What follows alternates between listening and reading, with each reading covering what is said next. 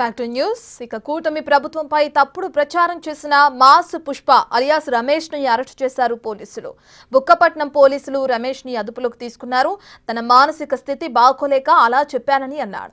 అంతేకాదు తాను మద్యం మత్తులో అలా మాట్లాడానని కూడా చెప్పుకొచ్చాడు. అతను తన తల్లికి వితంతు పెన్షన్ రాలేదని వీడియో చేస్తే అలాగైనా పెన్షన్ వస్తుందని తప్పుడు ప్రచారం చేసినట్లు చెప్పుకొచ్చాడు.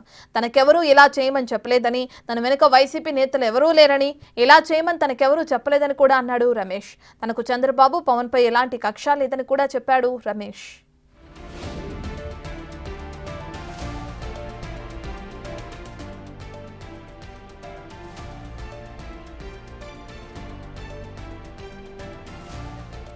కూటమి ప్రభుత్వంపై తప్పుడు ప్రచారం చేసిన మాస్ పుష్ప అలియాస్ రమేష్ ని అరెస్టు చేశారు పోలీసులు.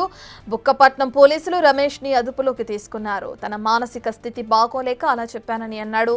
ఇక అంతేకాదు తాను మద్యం మత్తులో అలా మాట్లాడానని కూడా చెప్పుకొచ్చాడు. అతను తన తల్లికి వితంతు పెన్షన్ రాలేదని వీడియో చేస్తే అలాగైనా పెన్షన్ వస్తుందని తప్పుడు ప్రచారం చేసినట్లు చెప్పుకొచ్చాడు. తనకెవరూ ఇలా చేయమని చెప్పలేదని, తన వెనుక వైసీపీ నేతలు ఎవరూ లేరని, ఇలా చేయమని తనకెవరూ చెప్పలేదని కూడా అన్నాడు రమేష్.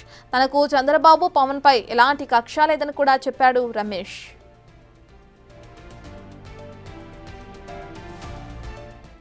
జగన్ కోటెత్తే వికలాంగుడని నాకు పింఛని ఇచ్చా. మళ్ళా చంద్రబాబు నాయుడు 6,000 అనే, మళ్ళీ చంద్రబాబు నాయుడు కోటెత్తే ఓటెత్తన వికలాంగుడని చూడకుండా నాకు పింఛని పీకేసినాడు. చూడు, నాకు చెయ్యలేదు వికలాంగుడు. ఏం చేయాలి మామ? జగన్ కోటెత్తే